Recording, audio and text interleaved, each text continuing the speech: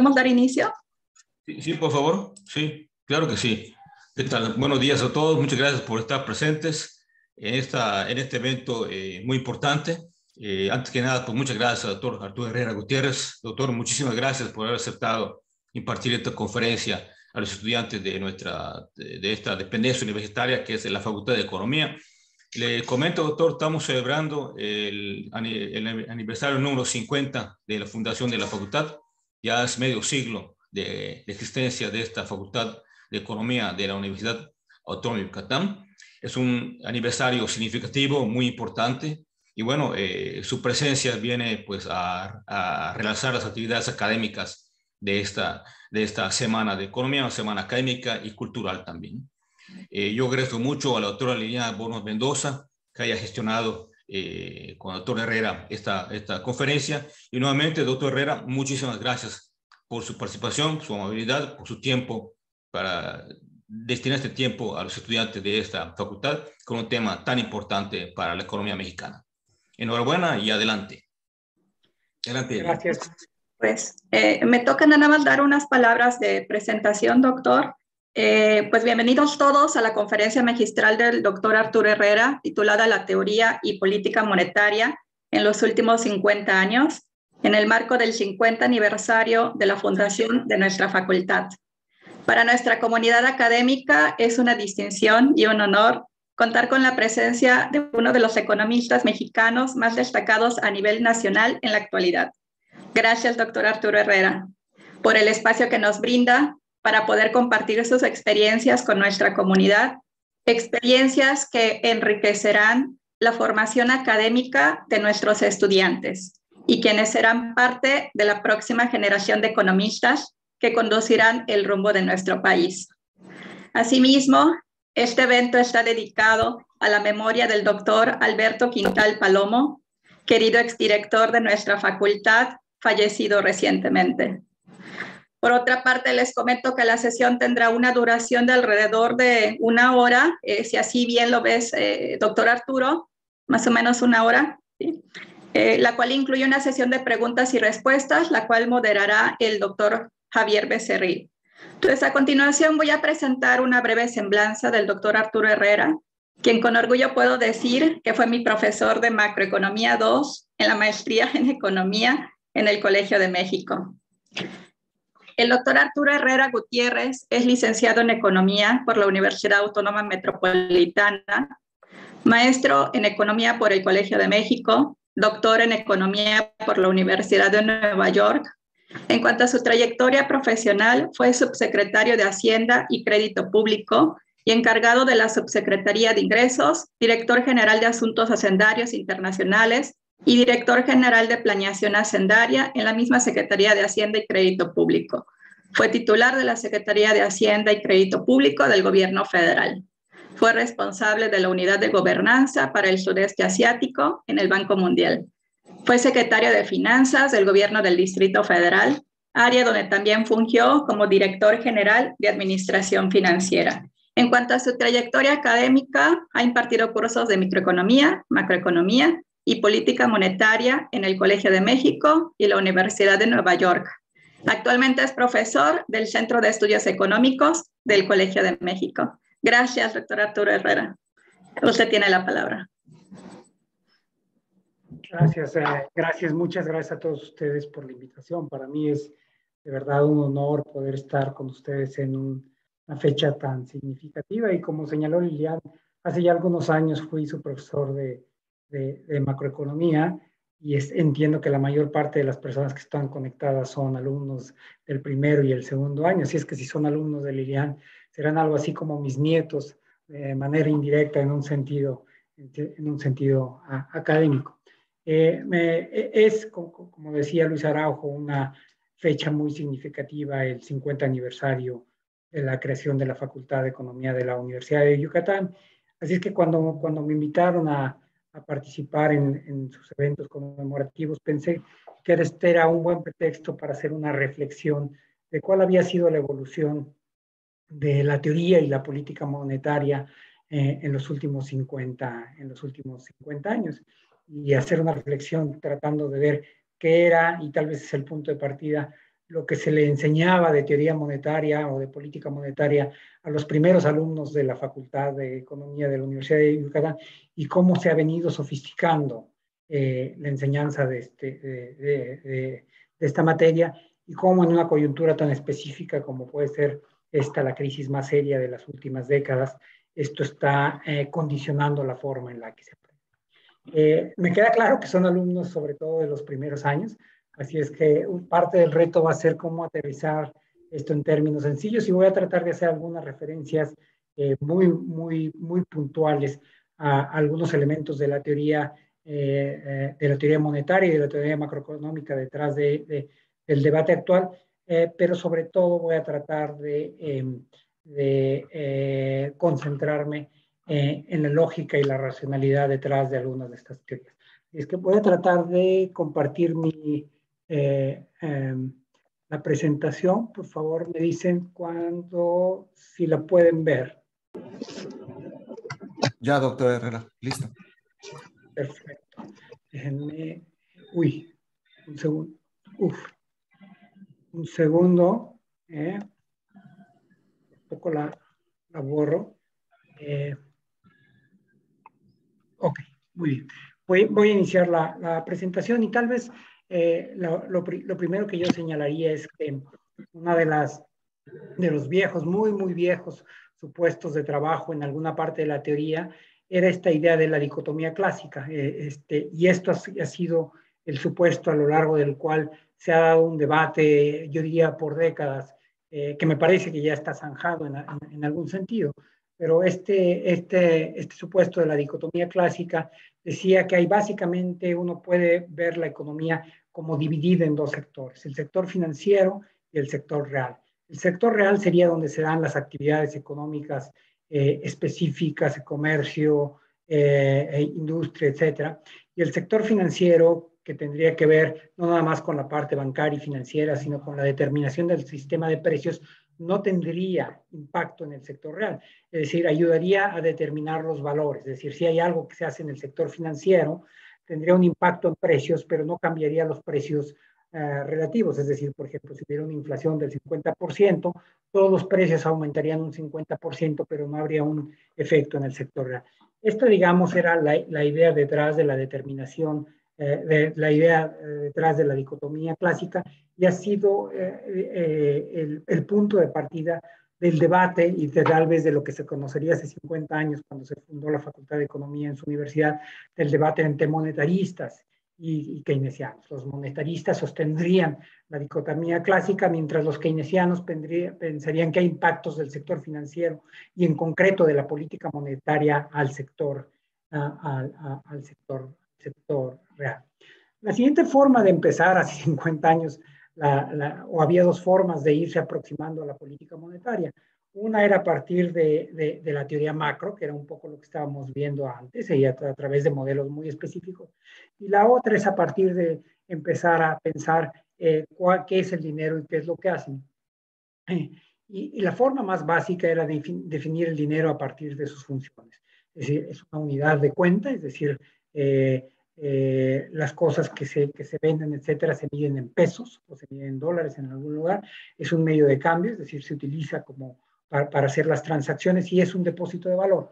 ¿Qué quiere decir esto que sea depósito de valor? Esto quiere decir que si el dinero que se recibe hoy se decide guardar por alguna razón hacia el futuro, se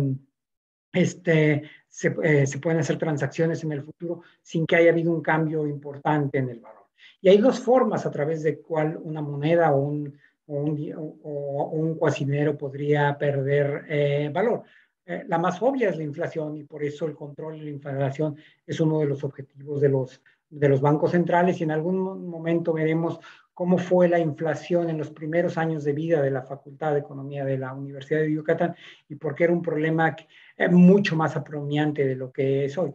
Pero hay otra, pero quise señalar esto, porque si bien estos son definiciones muy básicas, son definiciones que van a empezar a tener valor, a tener relevancia en el debate actual. Por ejemplo, una parte muy importante del debate actual tiene que ver con cuál es el rol de las llamadas criptomonedas, Bitcoin, etc. Entonces, uno piensa en monedas como Bitcoin o cuasimonedas como Bitcoin, estos criptoactivos, claramente pueden ser un medio de cambio, es decir, la gente las está utilizando en algún lugar frecuentemente para transacciones ilegales, pero las está utilizando para comprar algún tipo de servicio o algún tipo de bien. Pero el Bitcoin fluctúa muchísimo en su valor, es de hecho un activo de carácter especulativo. En ese sentido, no se puede decir que el Bitcoin sea es un depósito de valor y vemos una fractura de las distintas, de las distintas funciones que tiene el dinero y esta es parte de la discusión que se va a estar dando pues actualmente y en los próximos años al discutir el rol y función y regulación que deben tener los criptoactivos. Por el otro lado, cuando vemos a la política monetaria, si bien a nivel jurídico están definidas ciertos objetivos, como por ejemplo en México el principal objetivo es tratar de estabilizar el valor, el poder adquisitivo del peso. Nosotros vemos en realidad tres funciones claras de la política monetaria. La más importante es la determinación de la variable de política. Esto es claro ahora, no era claro hace 50 años. ¿Cuál es? Y es la determinación de la tasa de interés. Probablemente a aquellos estudiantes de ustedes que estén tomando cursos básicos de macroeconomía van a encontrar una interesante discrepancia entre lo que están viendo en sus libros y entre lo que están leyendo en la prensa. Si ustedes revisan, por ejemplo, el comunicado de prensa que se dio el jueves de la semana pasada, encontrarán que la Junta de Gobierno del Banco de México tomó la determinación de aumentar la tasa de interés. Esa tasa de interés es la variable de política monetaria. Sin embargo, si leen un libro muy, muy básico de política, de macroeconomía, lo que van a encontrar es que la variable de política monetaria en versiones muy básicas es la oferta monetaria, es decir, MS o las distintas funciones. Bueno, este tipo de aproximaciones pensando la variable de política como la oferta monetaria a aterrizar en lo que es ahora la tasa de interés, es parte de lo que ha señalado la evolución de esto. Bueno, esa es probablemente una de las funciones más importantes y la que más directamente está relacionado con uno de los objetivos de los bancos centrales modernos, que es mantener estabilidad de precios. Una segunda función extraordinariamente relevante en esta época es el mantener la estabilidad del sistema financiero.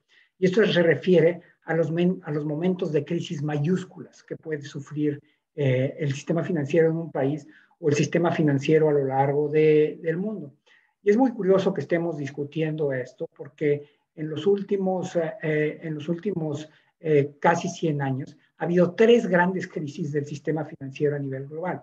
La Gran Depresión en los años 20 y los años 30, y después la crisis del 2008 y el 2009, y la crisis que estamos pasando ahora, que no se ha traducido en una crisis del sistema financiero, pero es una crisis de carácter global.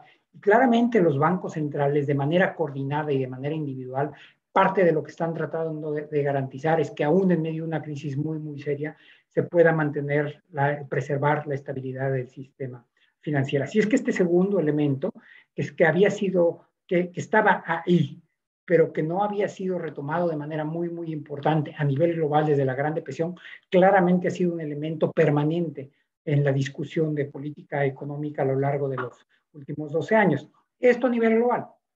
A nivel nacional, como algunos de ustedes recuerdan, a partir de la crisis de diciembre de 1994, lo que sí hubo en México fue básicamente una quiebra del sistema financiero y en particular del sistema bancario con costos muy, muy altos.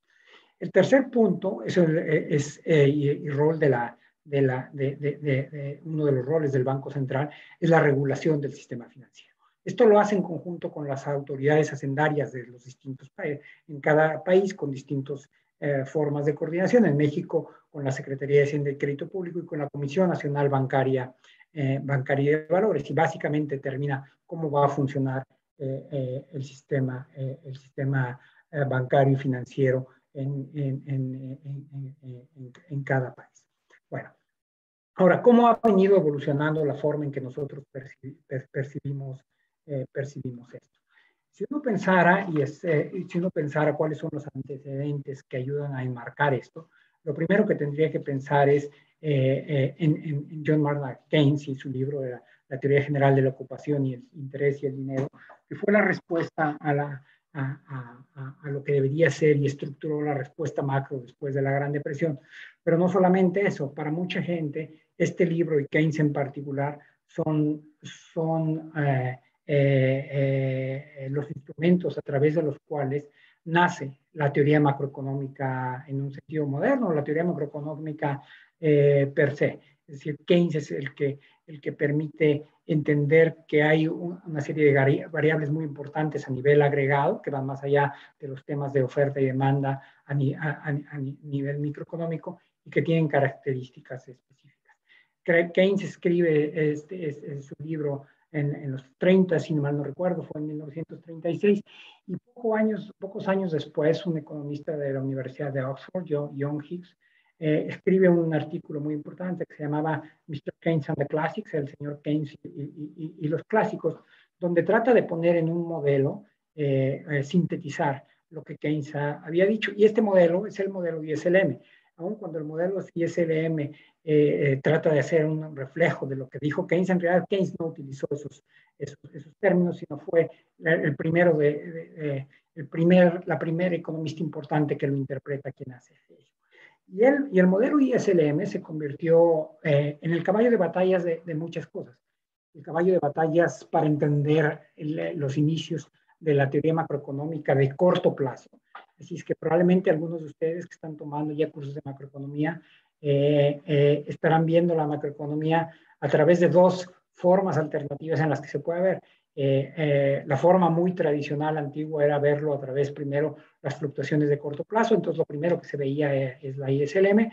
Ahora frecuentemente se empieza por la teoría de largo plazo, la teoría del crecimiento, y después en una segunda parte los modelos de ISLM. En cualquier caso, estoy seguro que si no lo han visto, pronto lo verán. El modelo ISLM es fundamentalmente un modelo por el lado de la demanda, es decir, no se presume nada con la parte de los precios, y de ahí se desprenden resultados de la demanda agregada, es decir, si hay una mayor o menor aumento de la demanda, y dependiendo de cómo sea la función de oferta, es que esto puede o no tener impacto en los precios. Uno de los en la medida en que esto fue, bueno, y el modelo ISLM no nada más se convirtió en el modelo estándar para enseñar macroeconomía a nivel de licenciatura, sino se convirtió yo diría algo así como unos casi 30 años, en el modelo estándar para pensar la política monetaria y la política macro.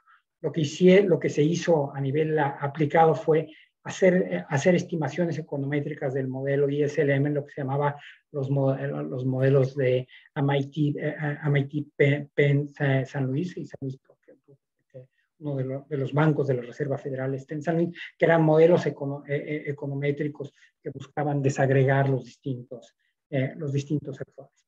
Después hubo una serie de avances en distintos sentidos, incluyendo la curva de Phillips. Ahora vamos a ver qué es la curva de Phillips, por aquellos de ustedes que no la han visto. Es básicamente una especie de disyuntiva, un trade-off, como se llama en inglés, entre inflación y desempleo o actividad económica. Y la idea detrás de esto es que un gobierno puede escoger entre mayor inflación y menor desempleo, es decir, hay un costo por disminuir la inflación, o, visto de otra forma, hay un costo por bajar la inflación que se vería traducido en mayor desempleo.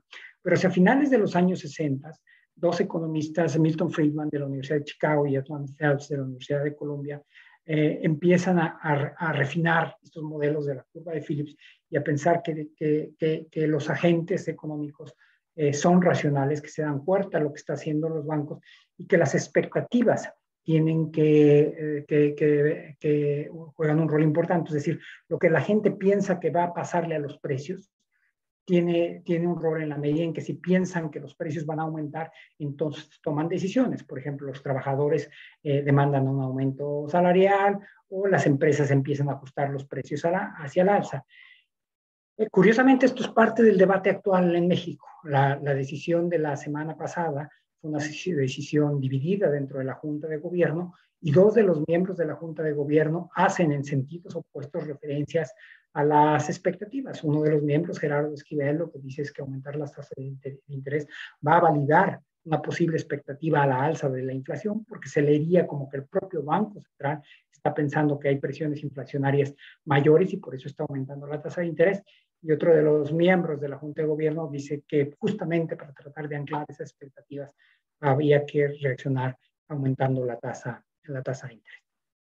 Permítanme ahora hacer una referencia muy breve a la teoría ISLM, que es lo que ustedes están viendo. Y esto seguramente son las gráficas que veían los estudiantes en los 70s, cuando se dieron los primeros cursos de macroeconomía en la Universidad de Yucatán. Lo que tenemos es en la gráfica de la izquierda este cuadro de la ISLM. En la gráfica del centro, las distintas variables que podría haber si hay un cambio en la política fiscal, que sería el aumento de la IS de IS1 a IS2, o, si me permiten, dado el tenor de esta charla, concentrarme en la simulación que habría de un posible cambio en la oferta monetaria, de pasar el M de 1 a el M2. Y lo que pasaría ahí es que habría aumento de la actividad económica, donde la actividad económica pasa de Y1 a Y2, asociado a una caída de la tasa de interés. Y la caída de esta tasa de interés se le diría como una disminución en el costo del capital, y por lo tanto asociado a mayores niveles de inversión. Un asunto extraordinariamente interesante que hay que ver es que cuando se planteaba este modelito muy sencillito, y al ver los parámetros extremos de este modelo, se identificaba un caso extremo, que era el de la llamada trampa de la liquidez. Era un modelo donde la tasa de interés era tan baja que estábamos prácticamente en una parte donde la LM era plana, es decir, donde la LM no podía tener efecto la política monetaria. Y esto se pensó siempre casi, yo diría casi como una curiosidad, como algo que no pasaba y que se solía preguntar en los exámenes para ver si los estudiantes conocían todos los casos posibles, incluyendo los casos extremos. Y esto estaba validado por lo que podríamos llamar la experiencia empírica, la experiencia real. Esta es la tasa de fondos federales. Esta es una gráfica de la tasa de fondos federales a lo largo de las últimas décadas hasta el año 2007. Esta la cortamos justo antes de que empezara la crisis del 2008 y 2009. Y lo que pueden ver es que si bien hay algunos periodos por ahí donde las tasas son relativamente bajas, en realidad, si nosotros tomáramos una media de este periodo, probablemente la tasa iba a estar por ahí de 6-7%, con algunos periodos muy raros en el periodo de desinflación de Volcker, por ahí del año 79-80, donde la tasa de interés en Estados Unidos llegó a estar cercana al 20%. Entonces, cuando uno ve una gráfica como esta, se puede entender perfectamente por qué pensaban que la trampa de la liquidez era un caso extremo y una curiosidad que no se vería. Déjenme decirles dónde estamos hoy. La tasa de interés hoy en Estados Unidos y en Europa es cero. Es decir, estamos literalmente en la trampa de la liquidez. Esa curiosidad que fue observada por décadas como un caso extremo que no se veía, ha sido el caso permanente a lo largo, yo diría casi los últimos 10 años, y ha requerido que se piense entonces los alcances de la política monetaria a través de una óptica distinta. Bueno, esta es la curva de Phillips. Entonces, la curva de Phillips, Arthur Phillips, un economista inglés, se puso básicamente a graficar los resultados anuales de inflación y desempleo y encontró una relación relativamente estable. Entonces, una curva con pendiente negativa, y entonces ustedes piensan que para moverse de A a B, si nosotros quisiéramos bajar el desempleo, si un gobierno quisiera bajar el desempleo de 6 al 3%, iba a tener un costo en términos de la inflación del 2 al 3%. Mucha gente estuvo pensando en la curva de Phillips de una o de otra forma y sigue siendo la curva de Phillips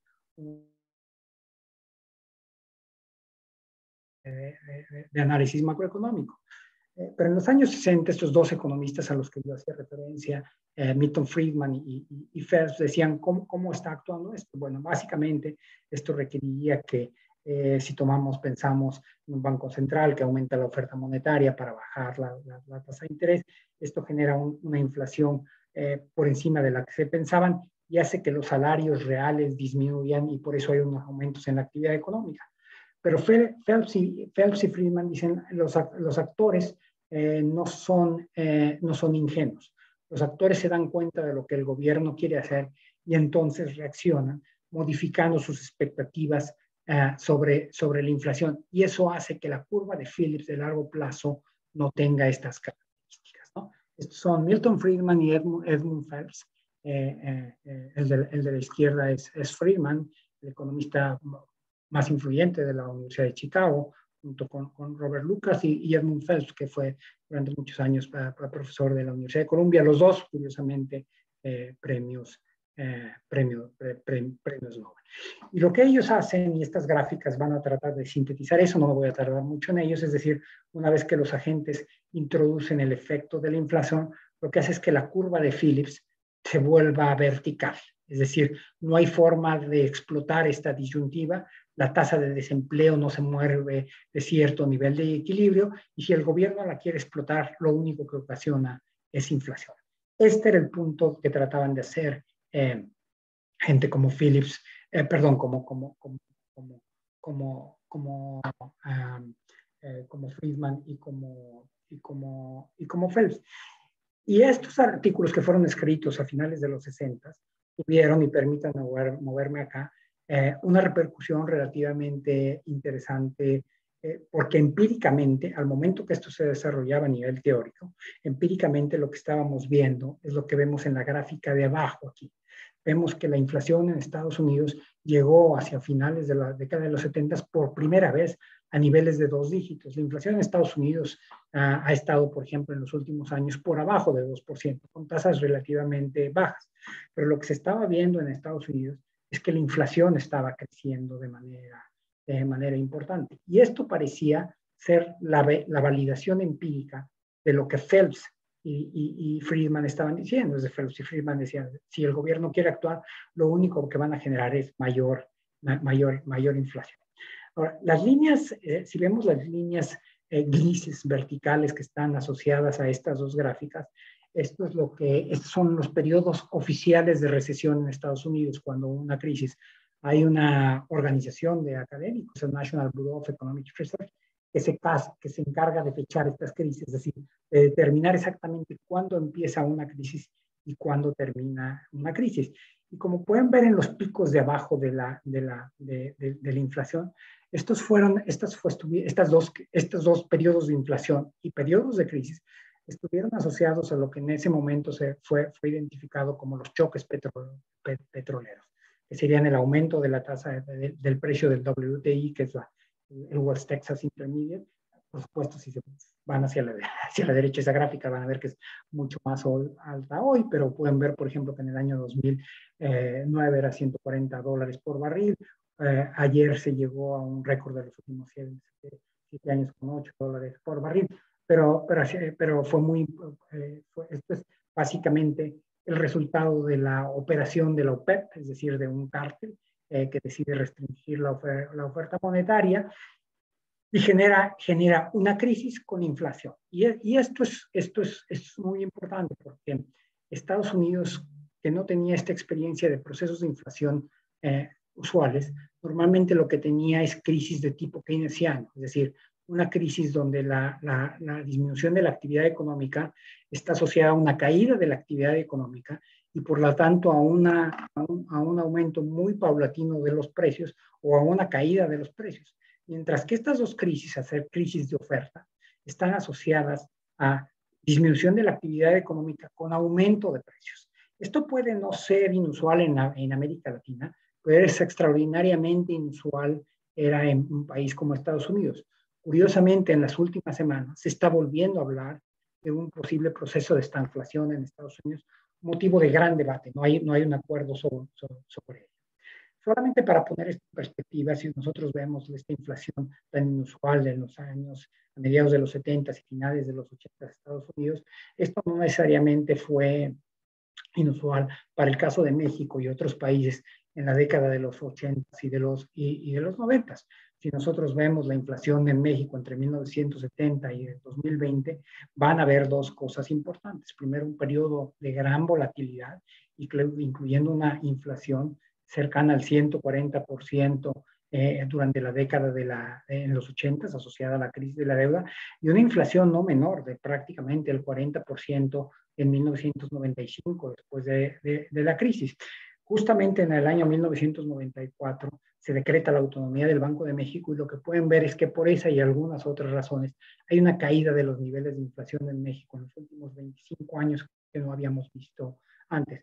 Pero los niveles de inflación pueden haber visto, ven ahí, fueron a nivel histórico relativamente importante en los últimos 50 años, es decir, en algunos periodos, justo cuando los primeros estudiantes de su universidad empezaron a estudiar, las primeras generaciones estaban encontrando con eso, con inflaciones de 20, 30, 60%, 100%, es decir, un fenómeno mucho más persistente.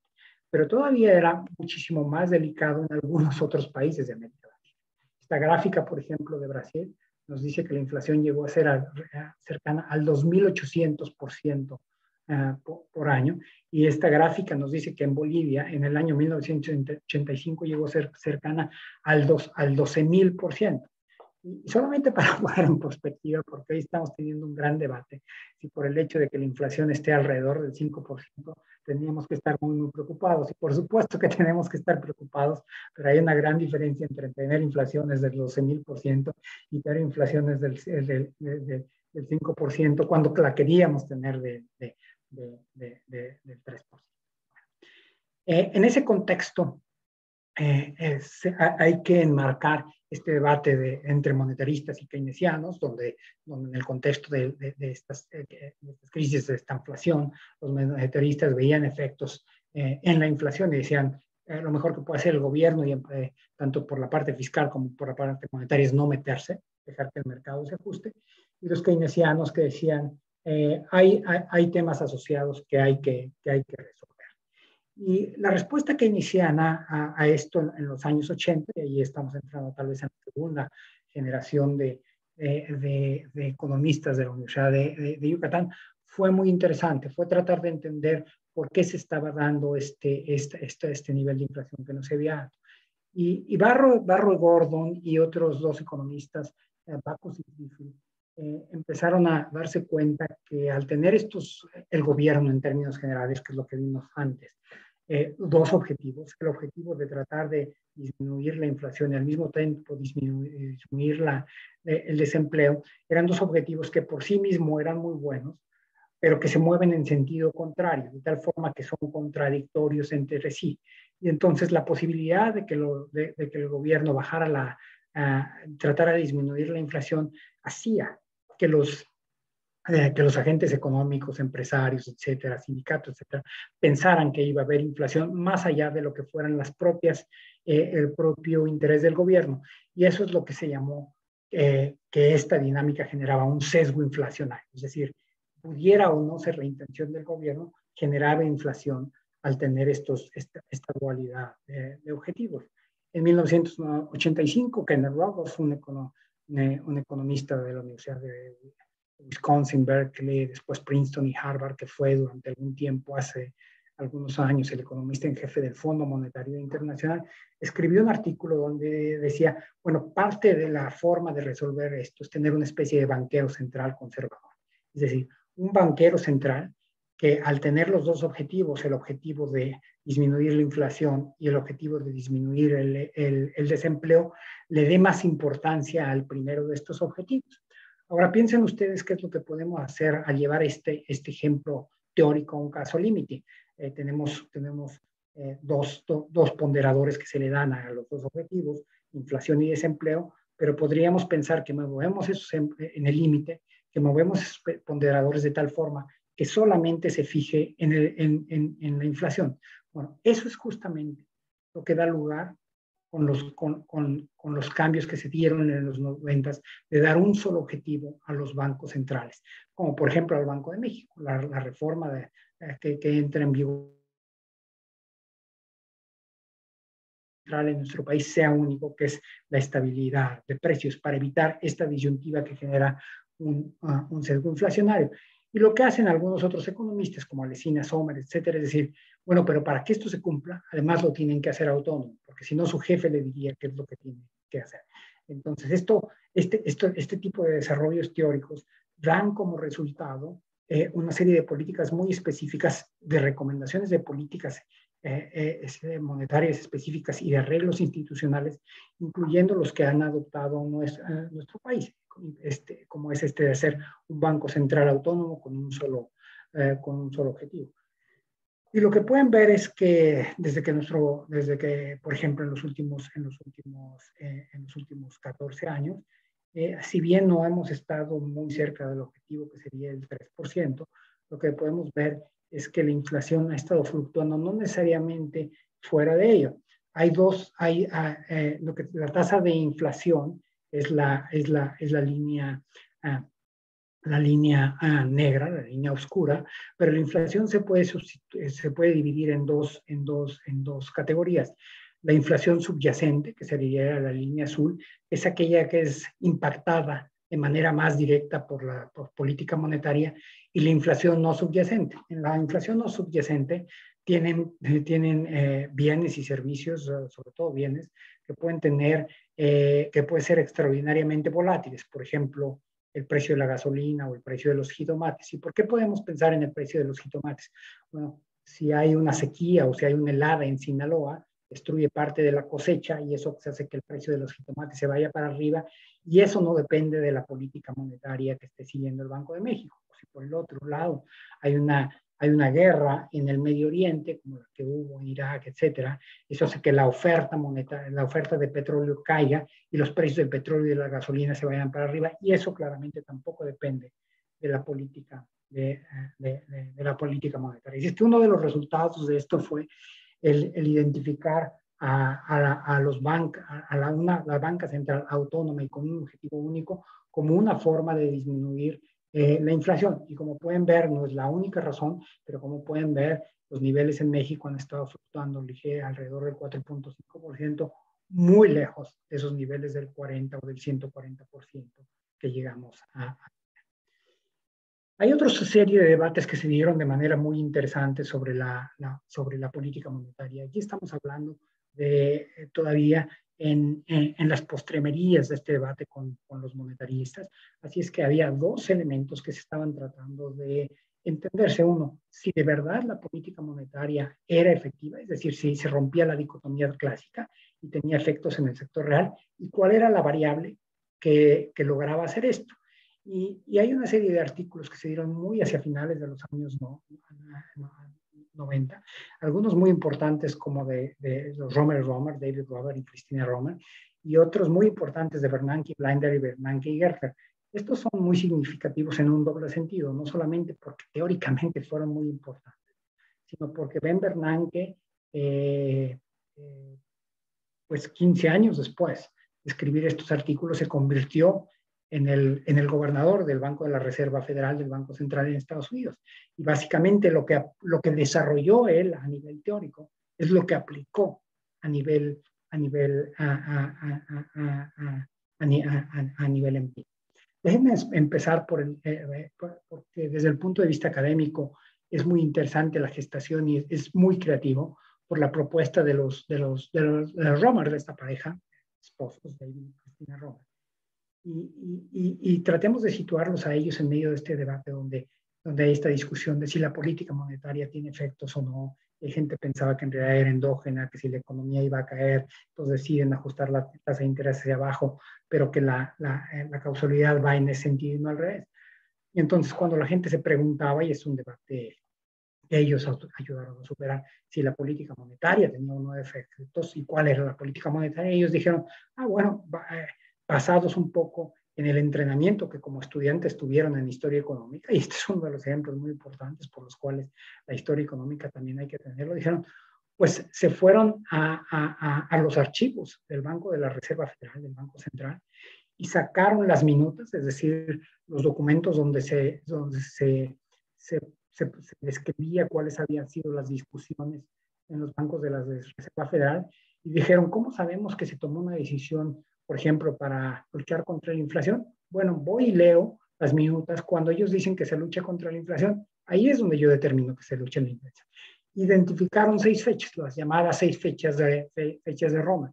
Y después lo que hacen con esas fechas es correr ejercicios econométricos, donde estas variables entran como variables Dume, y ven los efectos que hay en la actividad económica industrial, que es lo que pueden ver en la gráfica de la izquierda, o en la actividad en el desempleo, que es lo que ven en la gráfica de la derecha. Y lo que pueden ver ustedes es que la actividad económica industrial empieza a caer alrededor de 6-7 meses después de un choque asociado a las fechas de Roma. Entonces, uno de los resultados de lo que ellos hacen es decir, bueno, efectivamente la política monetaria tiene un efecto, vean lo que está causando. Cuando la política monetaria se endurece para luchar contra la inflación, el resultado que obtenemos es una caída en la actividad industrial y un aumento en el desempleo. Bernanke y Blinder en 1992 hacen un ejercicio del mismo tipo, pero donde están a través de vectores autorregresivos corriendo diversas variables de potenciales de política monetaria. Lo que ven en el cuadro de la izquierda, por ejemplo, M2 es la masa monetaria y FONS es la tasa de fondos federales. De acuerdo a la vieja teoría, que es lo que ustedes aprenden, perdón, en los libros básicos de macroeconomía, M2 debería ser la variable de política monetaria, y ellos encuentran que cuando esto se corre de manera conjunta, la tasa de fondos federales, o sea, la tasa de interés, es la que explica mayormente. Y lo que ven ahí es lo que pasa después de que hay un endurecimiento de la política monetaria con el desempleo, con los préstamos, etcétera. Me voy a ir un poquito más rápido para tratar de terminar pronto. El siguiente reto, y esto es algo que no me voy a detener, pero es algo que se desarrolló en los últimos 6 años, es cómo poner esto en un modelo, digamos, con fundamentos microeconómicos, donde hay un modelo de optimización que da lugar a esto. Pero quisiera ahora detenerme en lo que pasó en el año 2008.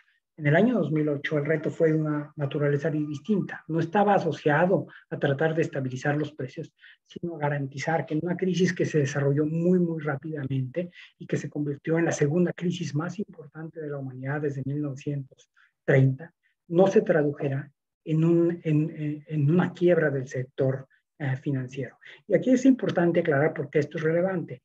Hay gente que piensa que cuando se está tratando de evitar una quiebra del sector financiero, lo que se está tratando es de rescatar a los banqueros, pero en realidad los depósitos de los gobiernos están en alguna institución bancaria, los salarios de los profesores de economía de la Universidad de Yucatán son depositados en algún banco, algunos de ustedes, estudiantes que tengan becas, también en algún banco. Entonces, lo que está en juego son los recursos de todos los agentes de la sociedad. Y lo que pasó fue algo muy interesante, y voy a tratar de moverme sobre esto muy rápido. Las autoridades habían aprendido a regular el sistema bancario, pero lo que quedó poco regulado fue el sistema financiero no bancario. Es decir, por ejemplo, se generaban hipotecas. Estas hipotecas, por ejemplo, 100 créditos hipotecarios se ponían juntos y se emitía un bono que tenía como garantía esos créditos hipotecarios. Es decir, cuando alguien pagaba su hipoteca, se iban a un fideicomiso y de ahí se pagaba el bono. Esto generó una burbuja inmobiliaria, y una vez que esto empezó a quebrar, el sistema financiero se encontraba tan interrelacionado que tuvo efectos en todo. Por ejemplo, si vemos, había ahí bonos que habían sido respaldados a través de un seguro. En el momento en que empiezan a caer el pago de esas hipotecas, a lo mejor el bono se salva en algún momento, pero la pérdida se da en la aseguradora. Entonces, se genera una serie de crisis muy violentas muy rápidamente. El banco Bear Stearns tiene que se le pide básicamente a un banco privado que lo compre, y después Lehman Brothers en septiembre del 2008 2008 quiebra y eso genera una serie de rescates que se tienen que hacer, incluyendo la aseguradora más grande del mundo, AIG, y el que se le tenga que dar a Goldman Sachs y a Merrill Lynch, que eran bancos de inversión, licencias de bancos comerciales para que tuvieran acceso a préstamos del Banco Central. Paralelamente, en un contexto central en Estados Unidos, en la mayor parte del mundo hace, es reaccionar bajando las tasas de interés muy agresivamente. Y eso es lo que vemos en el siguiente gráfico. Pueden ver cómo en tan solo unos meses pasó de una tasa de interés que era cercana al 4.5% a prácticamente cero. Esta es la reaparición de la reaparición de la trampa de la liquidez de la que habíamos hablado, de ese caso extremo que solamente era una curiosidad en los libros de texto, y cómo empieza a aparecer. La tasa de interés se va a cero, pero ni aún así, debido a la aversión al riesgo que existía en el mercado, se logra que las empresas, etcétera, tengan financiamiento de mediano y largo plazo. Entonces pueden pensar en una empresa no financiera, pueden pensar, por ejemplo, en una planta de papel, que a lo mejor tiene un crédito a través del cual está operando un crédito de corto plazo, de 2 o 3 meses. En este contexto lo que pasa es que no puede obtener créditos. Entonces, bajo Ben Bernanke, el autor de esos 2 artículos, era ya el presidente de la Fed, y lo que hace es impulsa una política, lo que se llama ahora una política monetaria heterodoxa, no tradicional, etcétera, que fue decir, bueno, pues si no están prestando a largo plazo, lo que voy a empezar yo es a comprar instrumentos de largo plazo. El Banco Central, que normalmente solamente es un banquero de los bancos y de los gobiernos nacionales, lo que empieza es a comprar activos de largo plazo. 2 tipos de activos de largo plazo en el caso de Estados Unidos, que eran propia deuda del gobierno federal y deuda respaldada por hipotecas. Pero lo que lo que los montos les puede dar ahí es una idea del tamaño de las compras que tenían ahí. Por el lado de los activos, esto creció de manera muy, muy importante, y también las reservas por el lado. El tratar de asegurar también, de permitir un horizonte, ya desde antes de esta crisis, pero también el contexto de la crisis, obligó al banco, y esto fue algo muy importante que hizo Ben Bernanke, a cambiar o refinar su política y decir que tenían que ser mucho más claros y más transparentes en lo que tenían que hacer. Y Bernanke y algunas otras gentes sostienen que la comunicación de la política monetaria es un instrumento de política monetaria, es decir, si uno pensara en los instrumentos, tendría la tasa de interés, tendría las compras de activos, pero la comunicación per se vuelve un instrumento. Si mediante la comunicación un banco central convence, por ejemplo, a los agentes de que las tasas de interés van a estar relativamente estables y a cierto nivel por los próximos años, entonces los agentes pueden estar tomando decisiones ya. Y tal vez voy a tratar de cerrar ya en esto. Nada más volviendo a retomar esta gráfica. Esta gráfica vemos cómo a partir de la crisis de la gran recesión, las tasas de interés han llegado a estar a 2% en un periodo muy breve, pero han estado operando a niveles muy cercanos al 0. Es decir, hemos estado viviendo prácticamente en la trampa de liquidez por los últimos 10 años, algo que se supone que no debería estar pasando. Entonces, la política monetaria opera de manera distinta, tiene márgenes de maniobra distinta y requiere soluciones teóricas y soluciones aplicadas diferentes. Me voy a saltar algunas de las cosas que tenía aquí para plantearme algunos de los temas tal vez más recientes y ya cerrar con ello. Hoy, en estos momentos, en esta misma propia semana y la semana pasada, estamos asistiendo a un debate tanto en Europa, Estados Unidos como en México sobre lo que está pasando en la economía. Todavía ninguna economía ha recuperado los niveles previos a la pandemia, pero las características de una crisis asociada a una pandemia hacen que esta crisis sea distinta en muchos sentidos.